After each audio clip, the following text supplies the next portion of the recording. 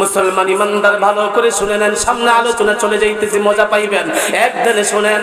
ও মুসলমান গো, আল্লাহ পাক রব্বুল আলামিন জানিয়ে দিয়েছেন সুলাইমান পয়গম্বরকে, আখো দাওয়ান দেখে হাঙ্গামে সাহার কর দে কওমে লুতেরা জেরা জবর বা সুলাইমা দাদে মুলকু সরওয়ারি সদমতে খাতামস দেওয়া পরি। আল্লাহ পাক রব্বুল আলামিন সুলাইমান নবীকে বললেন, ও সুলাইমান নবী গো, আপনাকে আমি একটা স্বপ্নের মধ্যে বিষয় জানিয়ে দেই। আপনি সাগরের কিনারে যান, যাওয়ার পরে আশ্চর্য একটা বস্তু দেখতে পাইবেন। তখন সুলাইমান নবী ঘুমের মধ্যে এটা দেখলেন স্বপ্নে।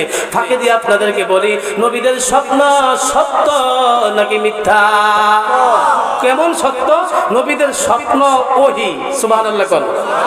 আমরা স্বপ্ন দেখলে ভুলও হইতে পারে, শুদ্ধ হইতে পারে, সঠিক ব্যাঠিক দুটোটাই হইতে পারে, কিন্তু নবীদের স্বপ্ন কোনদিন মিথ্যা হইতে পারে না। মিথ্যা যে ধারণা করবে তার ঈমান চলে যাবে। নবীদের স্বপ্ন আল্লাহর পক্ষ থেকে ওহী। সুবহানাল্লাহ জোরে কর।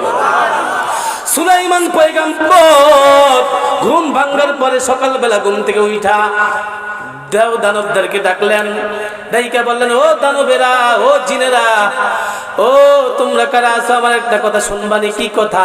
আল্লাহ বলেছেন সাগরের কিনারে একটা আশ্চর্য বস্তু আছে, আমাকে জানিয়ে দিয়েছেন সাগরের কিনারে আসো, আমি যাই সবাইকে লইয়া।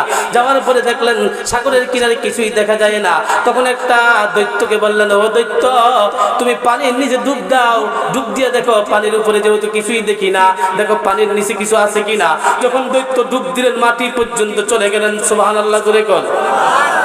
পানির নিচে একবারে মাটি পর্যন্ত যাওয়ার পরে দেখলেন কিছুই দেখা যায় না। দৈত্য লাফ দিয়ে পানির উপরে উঠে কয়, হুজুর আমি তো কিছুই দেখলাম না।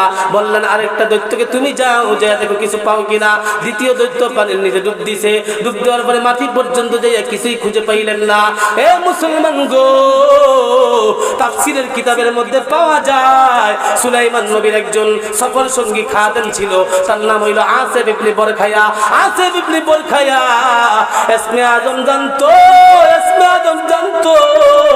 সুলাইমান নবীকে বললেন, হুজুর আপনি যদি অনুমতি দেন আমি ইসমে আজম পড়িয়া আমি পানির নিচে ডুব দিব, যদি আল্লাহ দয়া করে আমি কিছু দেখতে পাইব। মুসলমান ইমানদার ওই আসিফ ইবনে বরখায়া ইসমে আজম পড়িয়া যখন পানির নিচে ডুব দিছে, ডুব দেওয়ার পরে তন্ন তন্ন করে মাটি পর্যন্ত যাইয়া খোঁজাখুঁজি করলেন। হঠাৎ করে দেখেন একটা স্বর্ণের গম্বুজ দেখা যায়, সবগুলো দরজা খোলা। গম্বুজের ভিতরে একটা যুবক বৈশা বৈশা আমার আল্লাহর জিকির করতেছে, লা ইলাহা, জোরে লা ইলাহা ইল্লাল্লাহ, লা ইলাহা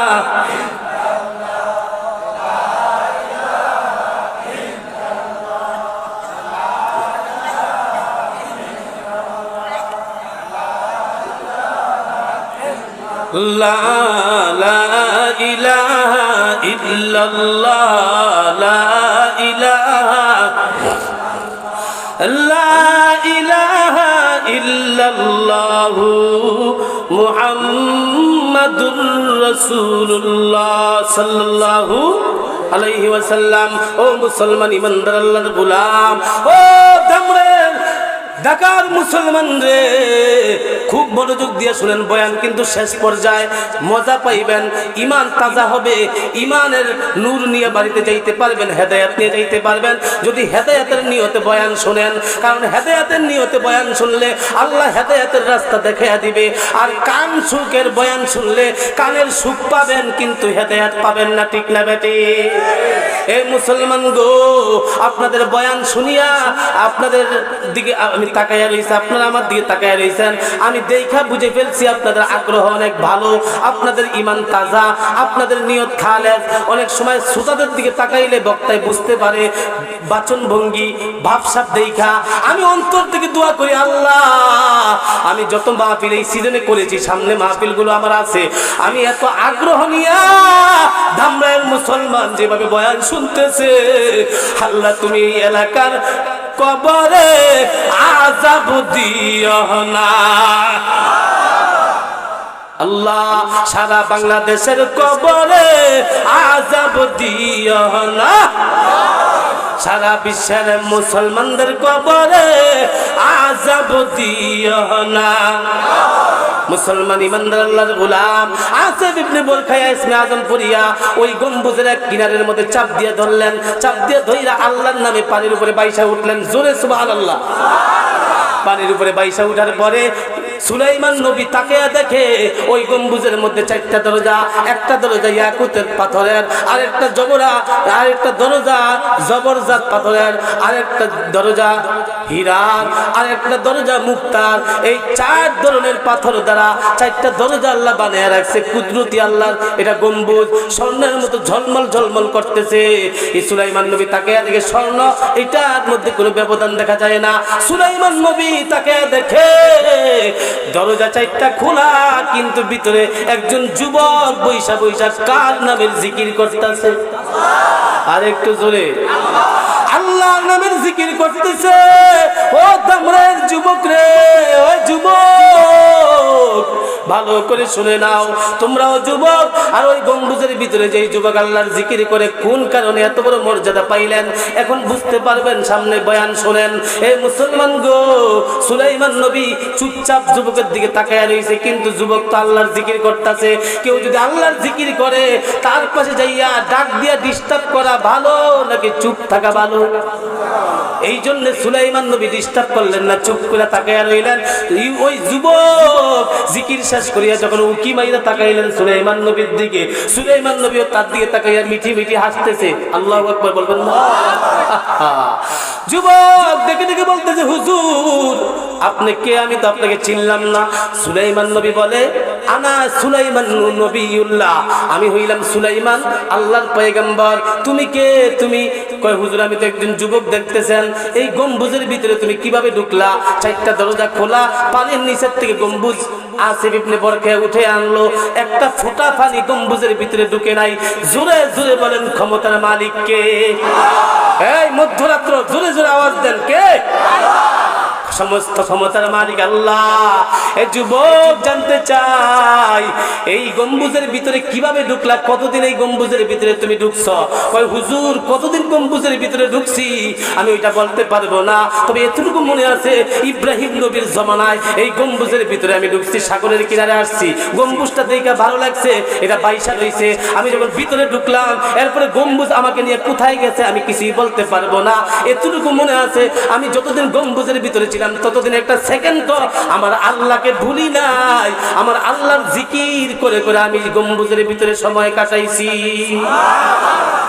এ দামরের যুবক, বৃদ্ধ বাবাজি যুবক বলতেছে, হুজুর ইব্রাহিম নবীর জমানায় ঢুকেছি, এখন এই পর্যন্ত কয় বছর হয়েছে জানি না। সুলাইমান নবী গনে গনে গনে গনে দেখে ইব্রাহিম নবীর জমানার থেকে নিয়ে সুলাইমান নবীর জমানা পর্যন্ত 2000 বছর অতিবাহিত হয়ে গেছে।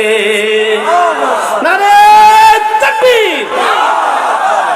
মুসলমান ইমানদার সুলাইমান নবী বলতেছে, যুবক 2000 বছর হয়ে গেছে গম্বুজের ভিতরে তুমি সেখানে কি কোনো কষ্ট পাইছো? কয় না হুজুর, আমার যখন খিদা লাগে একটা সবুজ রঙের পাখি তার 2 ঠোঁটের মধ্যে চাপ দিয়া একটা পাত্র, তার মধ্যে ফলমূল, তার মধ্যে বিভিন্ন আইটেমের খাবার আমি খাই, আমার খিদা দূর হয়ে যায়।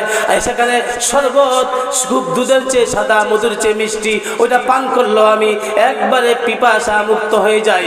ও সুলাইমান নবী গো, আমি যখন ডেকুর দেই সব হজম হয়ে যায়, আমার পায়খানার হাজত হয় না, পেশাবের হাজত হয় না।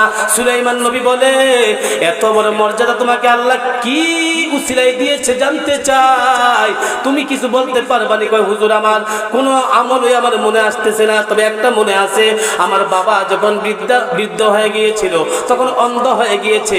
অনেক মুরব্বীরা দেখবেন 80 বছর 90 বছরের উপরে হয়ে গেলে বা 100 বছর চোখে কম দেখে বা চোখে দেখেই না, আছে না নাই? জোরে বলেন আছে। ও হুজুর, ও পয়গম্বর সুলাইমান নবী গো, আমার বাবার জীবদ্দশায় কোনোদিন আমি কষ্ট দেই নাই। আমার বাবা বৃদ্ধ হয়ে গেছে, যখন চোখে দেখে নাই, অন্ধ হয়ে গেছে, লাঠি ছাড়া হাঁটতে পারতো না, মানুষ দেখলে চিনতো না। আমি আমার বাবাকে হাতে ধরে ধরে কোনো প্রয়োজনে ডানে আমি কোথাও নিয়ে যাইতাম। আমি আমার বাবার পাশে থেকে খেদমত করেছি, বাবাকে আমি কষ্ট দেই নাই। আমার মা সেম টু সেম বৃদ্ধা হয়ে যাওয়ার পরে মা প্যারালাইসিস হয়ে গেছে, হাঁটতে পারতো না, চলতে পারতো না, মা একবারে লুলা হয়ে গিয়েছে। এমত অবস্থা আমার মারও আমি খেদমত করেছি। ও পয়গম্বর, আল্লাহু আকবার, ও সুলাইমান নবী গো, আমার মা দুই হাত উঠাইয়া নামাজের পরে পরে আমি দেখতাম আমার মা বলতো, আল্লাহ আপনি আমার সন্তানকে দীর্ঘ হায়াত দারাজ করিও, হায়াত বাড়াইয়া দিও, বিপদ দিও না, লম্বা হায়াত দিয়ে তাকে ইবাদত করার সুযোগ দিও, তোমার জিকির করার সুযোগ দিও। আমার মা এই দোয়াটা প্রায় সময় করতে, এই দোয়া কইরা আমার মা আমাকে দোয়া দিয়ে দুনিয়া থেকে বিদায় হয়ে চলে গেছে। আমার বাবাও সেম টু সেম আল্লাহর কাছে বলেছে হাত তুলে, আল্লাহ আমার সন্তানকে লম্বা হায়াত দিও, আমার সন্তানকে কষ্ট দিও না, আমার সন্তানকে ইবাদত করার সুযোগ দিও। আমার মা বাবা দুজন দোয়া করেছে। মা বাবা বিদায় হওয়ার পরে আমি সাগরের কিনারে আসলাম, গম্বুজের ভিতরে ঢুকেছি। এরপরে এই পর্যন্ত কতদিন হয়ে গেল আপনি তো বলছেন হিসাব কইরা, আমি বলতে পারবো না। আমি আল্লাহর জিকির করতেছি, আল্লাহর জিকির করে এত মজা পাই, এই মজা দুনিয়ার মধ্যে মনে হয় কোনো মানুষ পায় না। এ মুসলমান গো, জানতে চাই, প্রশ্ন করে জবাব দিবেন। যাদের নামাজ ভালো লেগে গেছে, নামাজ খুব মজা লেগে গেছে, নামাজ ছাড়া ভালোই লাগে না, আযানটা শুনলে আর বাড়িতে থাকতে মন চায় না, পাগলের মতো হয়ে যায়, কোন সময় মসজিদে এসে নামাজ পড়বে। দেখবেন তাদের কাছে এই যে শীতের মৌসুম, যত ঠান্ডা পানি হোক, ঠান্ডা পানি দিয়ে ওযু করলো তার কাছে অনেক অনেক মজা লাগে। তাহলে বোঝা গেল যার যেই কাজের প্রতি নেশা, ওই কাজটা করতে মজা সে ছাড়া কেউ জানে না, ঠিক না বেটি? তাহলে নেশা হইল দুই প্রকার, একটা হইল ভালো কাজের নেশা, আরেকটা হইল অন্যায় কাজের, খারাপ কাজের নেশা। নেশা দুই ধরনের, খারাপ কাজের নেশা আপনাকে জাহান্নামে নিয়ে যাবে, আর ভালো নেক কাজের নেশা যদি কারো থাকে, আল্লাহ তাকে এই নেশায় তাকে জান্নাতের মেহমান বানিয়ে দিবে। জোরে জোরে বলেন সুবহানাল্লাহ। কথা কি ঠিক আছে? একদম ক্লিয়ার, খুল্লম খুলাসা, কোনো বেজাল নাই কথার মধ্যে। সামনে আলোচনা, সামনে আগান, সামনে আগাবো। সমস্যা হইতেছে? আবার সকালে বলবেন কথা বুঝি নাই, বক্তার ওয়াজ ভালো লাগে নাই, ঠিক না? কোন বক্তা ভালো ওয়াজ করতে পারে না, জবান দিয়া কথা বলার ক্ষমতা কার? আমি কথা বলতেছি না, আমার কিছু না বাদান, আপনাদের কাছে মাপ চাই। আল্লাহ, আমি যদি অহংকার করি আমি ধ্বংস হয়ে যাব। আমি কথা বলতেছি, আপনারা শুনতেছেন, এর পিছনেও রহমত কার? আপনি আমি বেঁচে আছি, কত মানুষ মরিয়ে গেছে, আমি আপনি বেঁচে আছি, এটা খুব অহংকার, বাহাদুরি, নাকি আল্লাহর রহমত? এটা মাথায় রাখবেন। আমার বয়ান, টোটাল বয়ান সবগুলো মনে না থাকলেও দুই একটা কথা মনে রাখবেন বাজান। অনেক যুবকেরা মনে করতে পারে, করুণায় কত যুবকেরা মরে গেছে, আমি বাচ্চা আছি, আমি বীর বাহাদুর। আমি বলবো, এই বেয়াদব ভণ্ড শয়তান, তুই বেঁচে আসিস নাই, আমি বেঁচে আছি নাই, আমাদেরকে বেঁচে থাকার পিছনে রহমত দিয়েছেন কে? তাহলে বোঝা গেল হায়াতের মালিক, মৌতের মালিক কে? এই জন্য বাজান অহংকার করার কোনো সুযোগ নাই।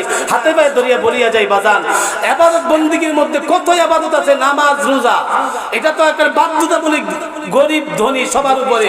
হজ যাকাত এটা সমাজের সবার উপরে ফরজ না, ঠিক কিনা?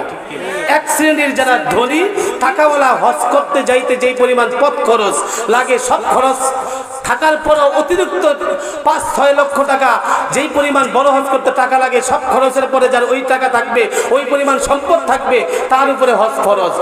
বাকি যার ওই পরিমাণ টাকা দূরের কথা, চলতে যারা মধ্যবিত্ত, চলার মতো টাকা আছে, অতিরিক্ত টাকা নাই, যেই পরিমাণ টাকা থাকলে হজ ফরজ, তাদের উপরে হজ ফরজ হবে, যাকাতও ফরজ হবে না।